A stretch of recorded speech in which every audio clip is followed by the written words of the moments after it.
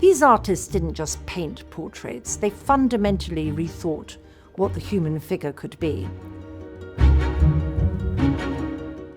At the turn of the 20th century, the Vienna Secession emerged as one of the most important artistic movements in Europe. Founded in 1897 by artists including Gustav Klimt, it was a deliberate break from academic tradition in an effort to create a new modern visual language that united fine art, architecture, and design. One of the most profound shifts it introduced was in the treatment of the human figure. Portraiture was no longer simply about likeness or status. It became a space for mood, psychology, and even allegory. You can see that transformation clearly in Klimt's portrait of Gertrud Loew. Gertrud Loew herself came from Vienna's cultured, progressive bourgeoisie. This is a commissioned portrait, but it resists convention at every turn. The narrow format elongates the figure, giving her an almost ethereal presence.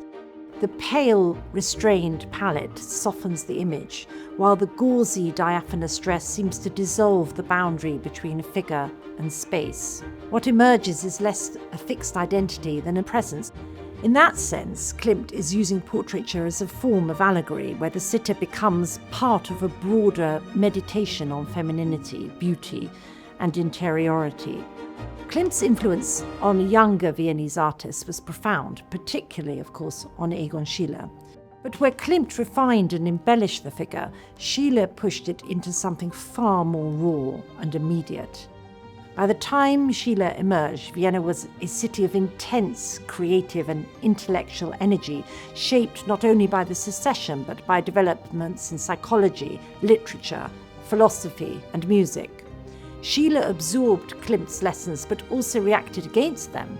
His Danaë, painted when he was still a teenager in 1909, reveals that tension. The subject comes from classical mythology, familiar territory, but Schiele's interpretation is entirely his own. The figure is compressed into the frame, the body angular and tightly coiled, the space ambiguous and unsettled. You can still sense Klimt's influence in the ornamental qualities, the sensuous subject matter.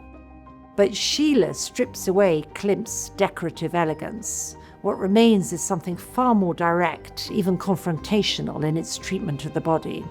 Seen side by side, these two works offer two distinct approaches within the same cultural moment.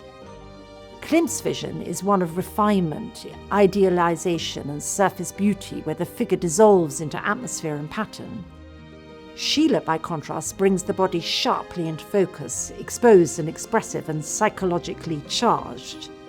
Within the Loew collection, their presence is especially meaningful. They reflect a collector tuned not just to great names, but to pivotal moments of transition, moments where artistic language itself is being redefined.